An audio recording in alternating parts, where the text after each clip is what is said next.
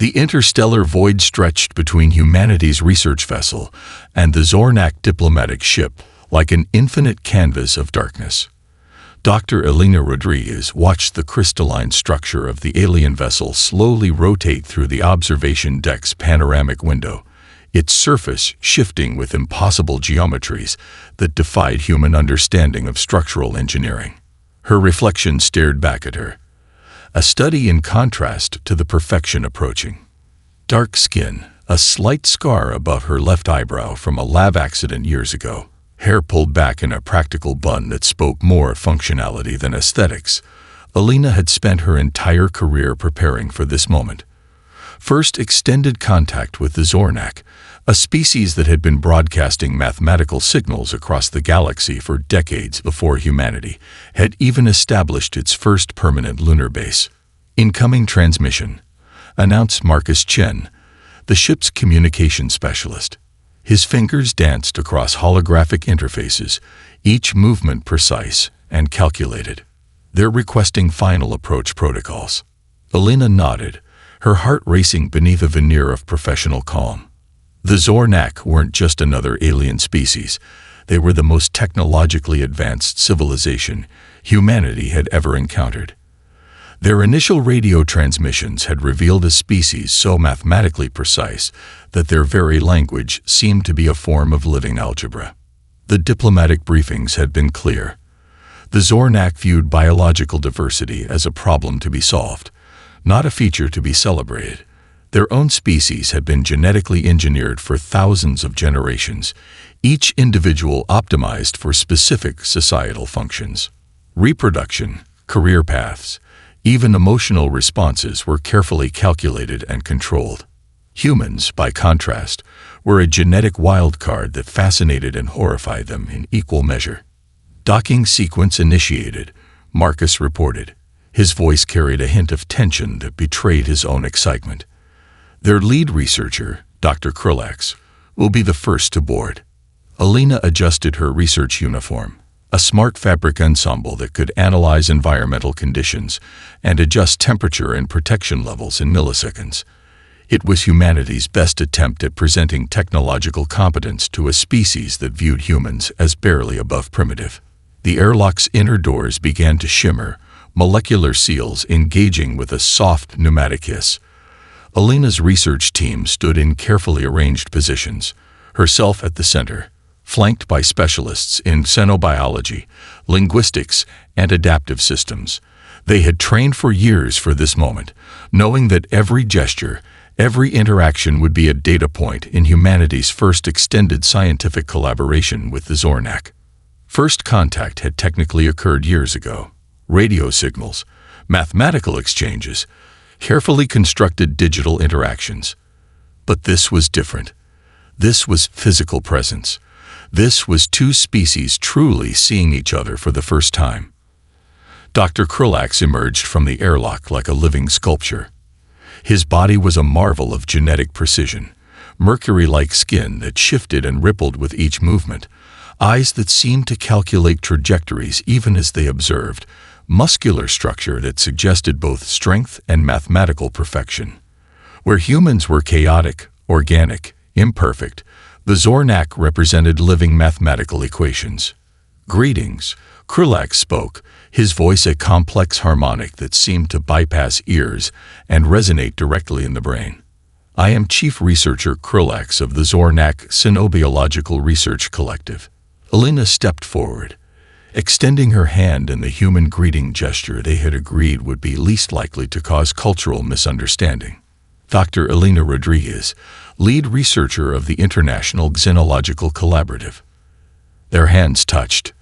For a fraction of a second, two fundamentally different approaches to life made physical contact. Neither of them knew it then, but that moment would change everything. The Zornak Research Laboratory was a sterile marvel of technological precision. Holographic displays danced with intricate genetic models, each strand of DNA a perfect, color-coded representation of calculated perfection. Dr. Elena Rodriguez stood at the central analysis station, her fingers hovering over interfaces that seemed to respond to her mere thoughts. Dr. Krulax watched her with a mixture of scientific curiosity and barely concealed disdain. "Your species presents an unprecedented genetic anomaly," he stated, his voice a complex harmonic that seemed to vibrate with mathematical certainty. "We have never encountered a biological system so chaotic." Elena smiled. Chaos was precisely what made human biology fascinating. The initial genetic scans had revealed something extraordinary. Where Zornak DNA was a pristine blueprint, each gene carefully placed, each genetic sequence optimized for specific functions, human genetic material looked like a battlefield. Dormant genes nestled between active sequences, repetitive DNA segments that seemed to serve no apparent purpose, genetic junk that defied conventional understanding. "What you see is chaos," Elena explained, manipulating a holographic DNA strand that twisted and morphed beneath her touch, is actually an incredibly sophisticated adaptive mechanism. Krulax's mercury-like skin rippled with skepticism. His own genetic structure was a testament to millennia of controlled evolution. The Zornak had long ago eliminated genetic diseases, optimized physical and mental capabilities, and created a species that was essentially a living, breathing mathematical equation. Humans were different, messy, unpredictable. Dr. Ayana O'Keefe, the team's lead geneticist, brought up a comparative display. On one side, a Zornak genetic model, a perfect, symmetrical structure of interconnected sequences. On the other, a human DNA strand that looked like a complex, almost random network of connections. "Look here," Ayana pointed, her dark fingers tracing holographic lines. "These seemingly unnecessary genetic segments. They're not junk. They're adaptive triggers." The Zornak researchers leaned in, their collective curiosity momentarily overriding their sense of superiority. Krulax's primary assistant, a researcher named Vexna, began running additional analyses.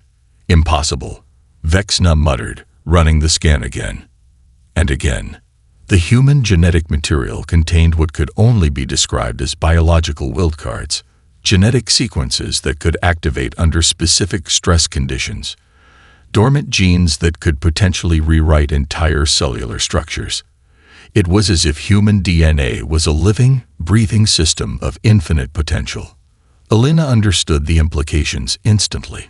The Zornak saw genetics as a solved problem, a mathematical equation to be perfected.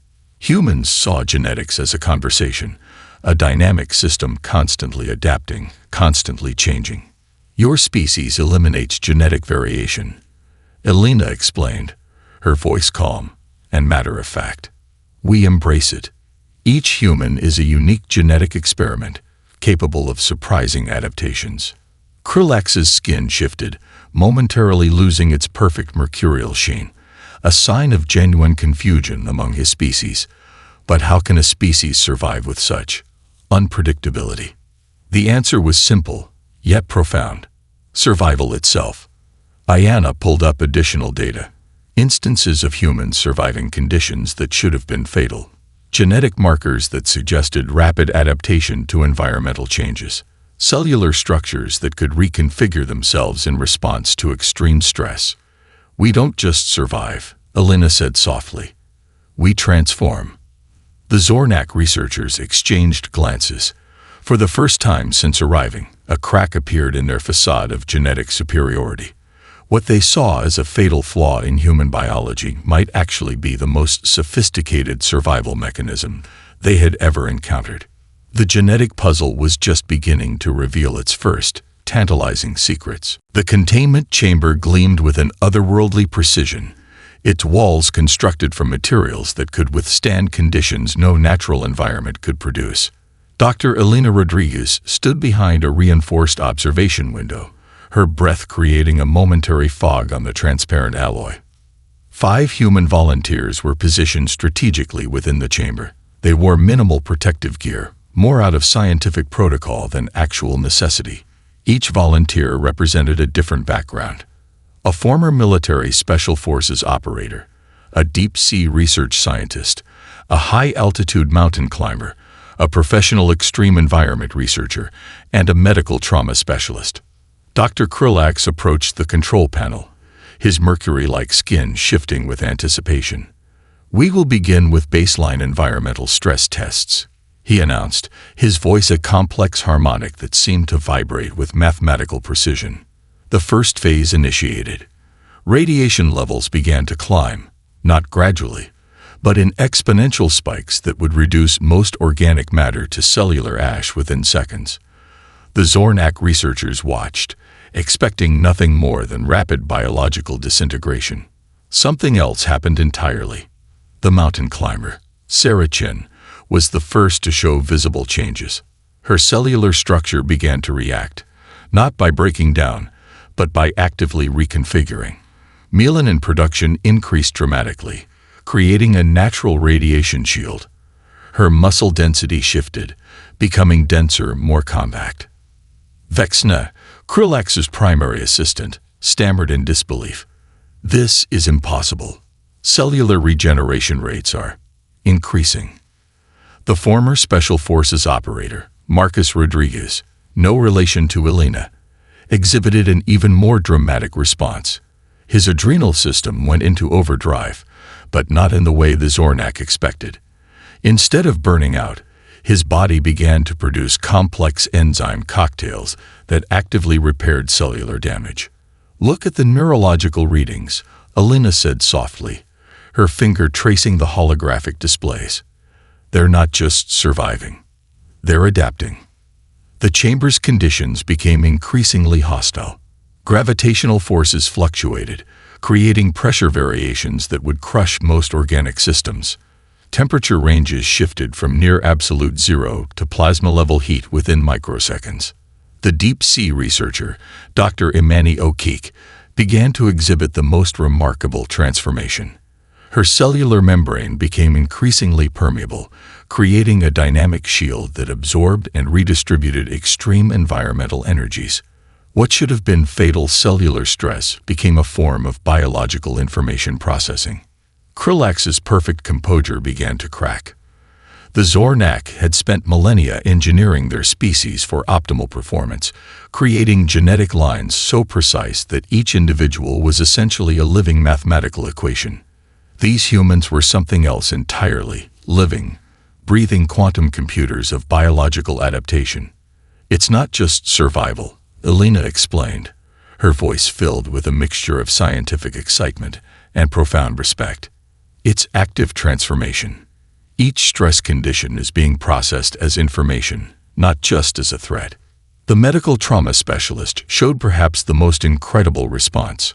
Her immune system began to produce adaptive antibodies that didn't just fight potential threats, they learned from them. Genetic markers that had been dormant began to activate, creating entirely new cellular defense mechanisms. By the experiment's conclusion, the human volunteers looked different. Not damaged, not merely surviving, transformed. The Zornak researchers stood in stunned silence. Their most advanced scanning technologies struggled to process what they had witnessed. Humans weren't just surviving extreme conditions, they were using those conditions as an opportunity for biological growth. Krillax turned to Elena, his mercury-like skin showing true emotion for the first time. A mixture of fear, respect, and something close to wonder. "What are you?" he whispered. Elena smiled. The answer was simple, yet profound. "We're human." The research lab hummed with a quiet intensity that belied the revolutionary discovery taking shape. It was 3:17 a.m., and Dr. Elena Rodriguez had lost track of time hours ago. Holographic displays surrounded her, a three-dimensional maze of genetic sequences that danced and shifted with each new analysis. Coffee long forgotten, cold and untouched, Elena leaned closer to the primary display. The human DNA strand looked like chaos to the Zornak, a mess of seemingly random genetic segments, dormant genes, and what they dismissively called junk DNA. But to her, it was a symphony of potential waiting to be understood. Dr. Ayana O'Keefe entered the lab, bringing with her a fresh pot of coffee and a look of exhausted curiosity. "Please tell me you found something," she said, setting down the coffee and pulling up a chair. Alina's fingers moved across the holographic interface, splitting and recombining genetic sequences with practiced ease. "It's not junk," she muttered, more to herself than to Ayana. "It's a complex network of adaptive triggers." The breakthrough had been hiding in plain sight. What the Zornak saw as genetic garbage was actually a sophisticated system of biological potential. Each seemingly unnecessary genetic segment was like a switch, dormant, waiting, but capable of dramatic activation under specific conditions. "Look here." Alina pointed to a sequence that seemed to weave almost randomly through the DNA strand. "These aren't errors. They're conditional activation markers." Ayana leaned in, her scientific skepticism slowly giving way to wonder. The genetic sequence was unlike anything they had seen before. It wasn't a single switch, but a network of interconnected genetic possibilities, a living, breathing system of potential adaptation. The implications were staggering. The Zornak believed in genetic optimization, carefully controlled evolution, where each individual was engineered for specific functions. Humans represented something entirely different. Their genetic structure was less a blueprint and more of a conversation, a dynamic system capable of radical transformation. "It's like the human genome is a library," Ayana said softly, "where most books are kept in storage, but can be retrieved and read at a moment's notice." Alina nodded. Each human carried within them a vast potential for adaptation. Genes that could activate under stress, cellular mechanisms that could reconfigure themselves, a biological system that didn't just respond to challenges, it learned from them. The door to the lab slid open. Dr. Krulax entered, his mercury-like skin reflecting the holographic displays. He had been observing their research, his initial contempt slowly giving way to a growing sense of scientific fascination. "Explain," he demanded, though the command lacked its previous sharp edge. Alina pulled up a comprehensive display of the genetic network. "Your species sees genetics as a solved problem," she explained, "a mathematical equation to be perfected. We see it as a living, breathing system of infinite potential." The display showed how human DNA contained entire networks of dormant genetic potential. Stress responses that could activate muscle growth. Immune system adaptations that could create entirely new cellular defense mechanisms. Neurological pathways that could reconfigure themselves in response to extreme conditions.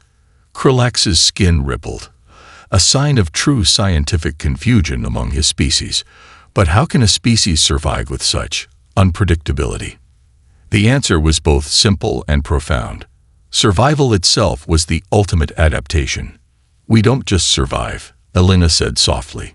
"We transform." The hidden switch wasn't a limitation. It was liberation, a genetic promise of endless potential, waiting to be unleashed. The true nature of human biology was becoming clear, not a problem to be solved, but a mystery to be celebrated. The International Research Station became a powder keg of scientific and diplomatic possibilities. Tension crackled through the corridors like static electricity, with human researchers and Zornak scientists moving in an uneasy dance of mutual fascination and growing mistrust. Dr. Elena Rodriguez knew they were approaching a breaking point. The Zornak research team had gone from scientific curiosity to something far more desperate. Their perfectly engineered society had never encountered a biological system that defied their understanding so completely. "They want to dissect us," Marcus Chen muttered during a private briefing. As the communication specialist, he had intercepted countless encrypted communications between the Zornak researchers, not metaphorically, literally. The diplomatic incident began on a Tuesday beneath the artificial lighting of the research station's primary laboratory. Dr. Krulax entered with a team of genetic specialists, their mercury-like skin shifting with an intensity that suggested barely contained agitation.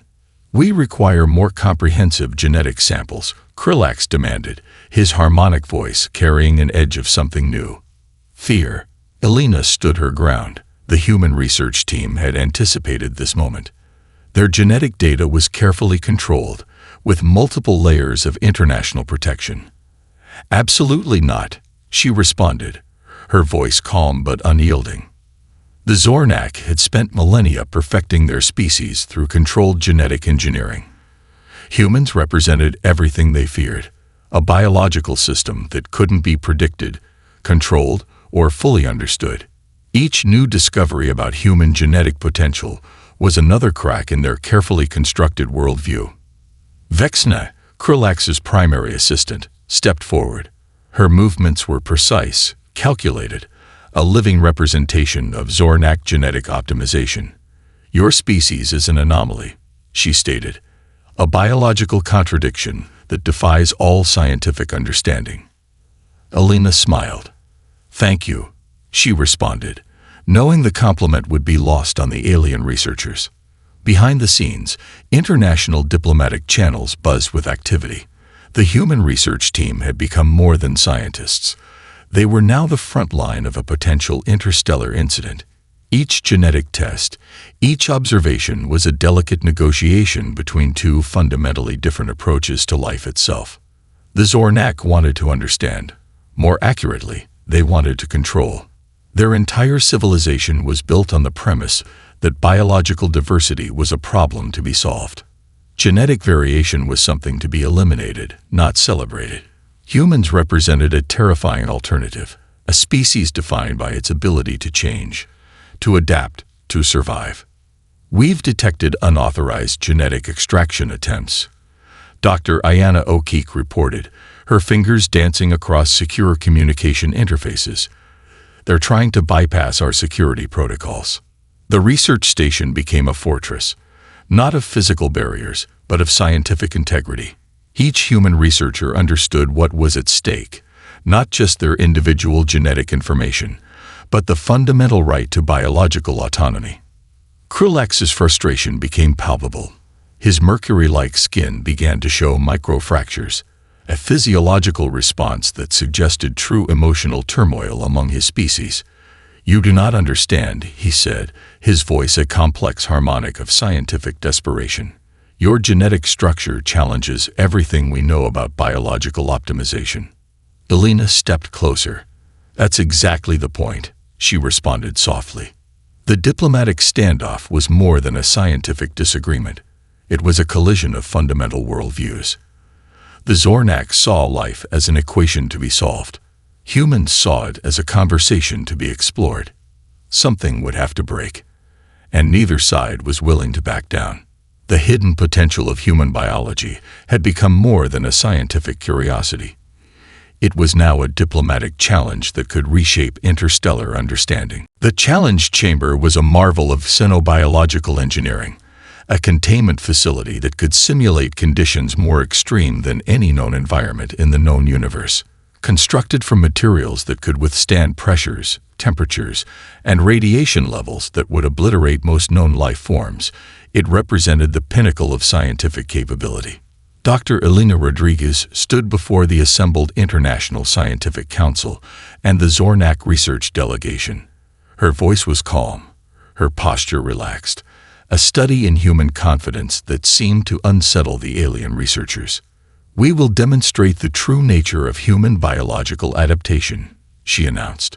5 volunteers stood ready. Each represented a different background, a different approach to human potential. Sarah Chen, the mountain climber. Marcus Rodriguez, the Special Forces veteran. Dr. Imani O'Keefe, the deep-sea researcher. Dr. Yuki Tanaka, the high-altitude medical specialist. And Dr. James Wilson, the extreme environment trauma expert. The Zornak researchers had designed the test to be impossible, a crucible that would push biological systems beyond any conceivable limit. The first phase began with radiation levels that would strip flesh from bone in microseconds. Most biological detection systems would register only ash and radiation. But something else happened entirely. Sarah Chen's body began to react first. Her cellular structure didn't just resist radiation, it began to actively transform. Melanin production increased exponentially, creating a living radiation shield. Her muscle density shifted, becoming denser, more compact. Where most organisms would disintegrate, she was adapting.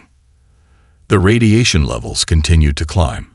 Levels that should have been instantly fatal became nothing more than an environmental challenge to be solved. Marcus Rodriguez's physiological response was even more dramatic. His adrenal system went into overdrive, but not in any conventional sense. Complex enzyme cocktails began to circulate, actively repairing cellular damage faster than radiation could destroy it. His nervous system reconfigured, creating neural pathways that could process and redirect extreme energy. Dr. Imani Okik exhibited perhaps the most incredible transformation. Her cellular membrane became a dynamic shield, absorbing and redistributing extreme environmental energies. What should have been cellular destruction became a form of biological information processing. The chamber's conditions became progressively more hostile. Gravitational forces fluctuated wildly, creating pressure variations that would crush most organic systems. Temperature ranges shifted from near absolute zero to plasma-level heat within microseconds. Dr. Yuki Tanaka's respiratory and circulatory systems began to demonstrate capabilities that defied conventional biological understanding.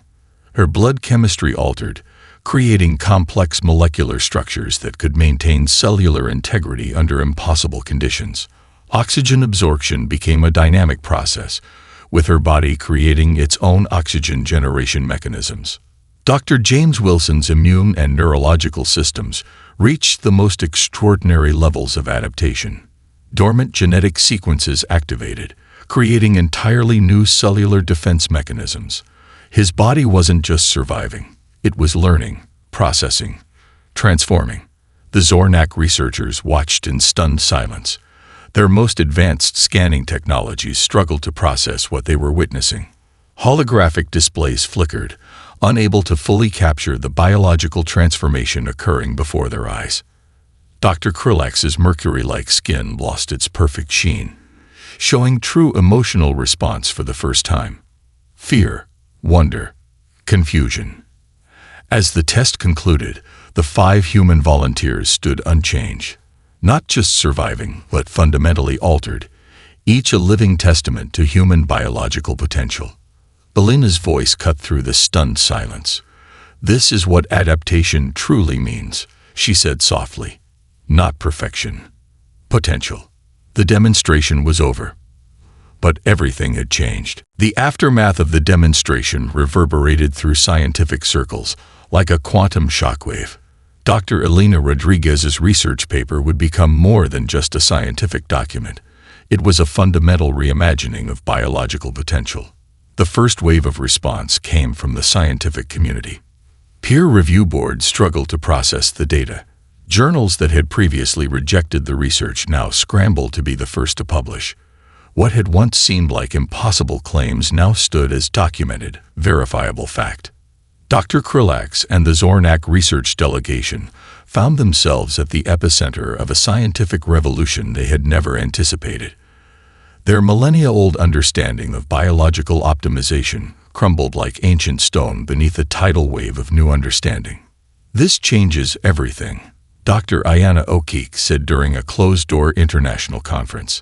The room was filled with the most brilliant minds from multiple species, human researchers, Zornak scientists, and representatives from other advanced civilizations.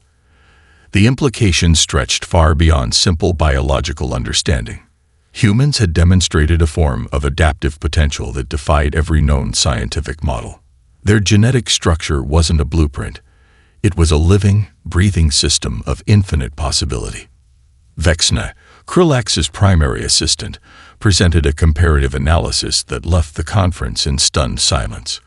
Where Zornak genetic engineering created perfect, optimized individuals, human genetic potential created something far more remarkable.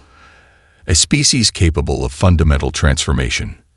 "Your subjects didn't just survive," Vexna reported, her voice a mixture of scientific awe and lingering disbelief. "They became something new." Each environmental challenge was processed not as a threat, but as an opportunity for growth. The research challenged fundamental assumptions about evolution, adaptation, and the nature of biological life. Humans were no longer seen as a primitive species to be studied. They were a revolutionary model of biological potential. International research funding exploded. Universities and research institutions from across multiple star systems sought to understand the human genetic marvel. What had once been dismissed as genetic noise was now recognized as the most sophisticated adaptive system ever discovered. Elena found herself at the center of a scientific storm. Interview requests, research proposals, diplomatic missions, all came flooding in. But she understood the true significance better than anyone. This wasn't about human superiority. It was about the nature of potential itself. The Zornak civilization began to undergo its own internal transformation. Their approach to genetic engineering faced its first true challenge. Perfection, they were learning, was not about elimination of variation, but about embracing possibility. Dr. Krulax's report to the Zornak High Council became a turning point in their civilization's understanding. Humans are not an anomaly, he wrote. They are a living demonstration of biological potential. Our understanding of life itself must change. Scientific publications across multiple star systems began to rewrite their fundamental texts. Textbooks on genetics, evolution, and biological adaptation were completely overhauled. The human genetic model became a new standard of scientific understanding. But the most profound changes were philosophical. The demonstration challenged not just scientific understanding, but fundamental concepts of life, adaptation, and potential. Humans had shown that biology was not a fixed state, but a dynamic, ever-changing conversation. We are not defined by what we are, Elena would later write in her groundbreaking paper, but by what we can become. The paradigm had not just shifted, it had been completely rewritten, and humanity was just beginning to understand its own potential. The research station had transformed. What began as a scientific outpost had become something more, a beacon of interstellar understanding. Dr. Elena Rodriguez stood at the observation deck, watching the crystalline Zornak vessel dock alongside the human research ship. Their structural differences now a metaphor for two fundamentally different approaches to existence. Dr. Krulax approached, his mercury-like skin no longer a perfect sheen, but a dynamic, shifting surface that reflected his own internal transformation. The contempt that once defined their interactions had been replaced by something far more complex, a mutual respect born of scientific discovery. "We were wrong," he said simply. The words carried the weight of an entire civilization's revaluation. Elena smiled. The journey had been about more than just proving human potential. It had been about understanding the very nature of life itself. The final collaborative research paper would become a landmark document, not just in scientific circles, but in philosophical and cultural discussions across multiple star systems. Humans were no longer the primitive species to be studied. They were a living demonstration of biological potential, a species defined by its capacity for change. Dr. Ayana O'Keefe joined them, bringing with her the latest genetic analysis. The human DNA strand had become a subject of fascination for researchers across the galaxy. What the Zornak had once dismissed as genetic noise was now recognized as the most sophisticated adaptive system ever discovered. "It's not about perfection," Ayana explained, her fingers tracing holographic genetic models. "It's about potential, about the ability to become." The Zornak researchers had spent millennia engineering their species for specific functions. Reproduction, career paths, even emotional responses were carefully calculated and controlled. Humans represented a terrifying alternative, a species defined by its ability to change, to adapt, to survive. Vexna, Krulax's primary assistant, presented a final comparative analysis. The genetic differences were stark. Zornak DNA was a precise blueprint, each gene carefully placed, each sequence optimized. Human genetic material was a living, breathing system of infinite possibility. "Your kill switch," Krulax said softly, "is actually a life switch." The statement hung in the air, a profound realization that went beyond biological science. Humans weren't defined by their limitations, they were defined by their potential to transcend them. The research had sparked a revolution that went far beyond scientific understanding.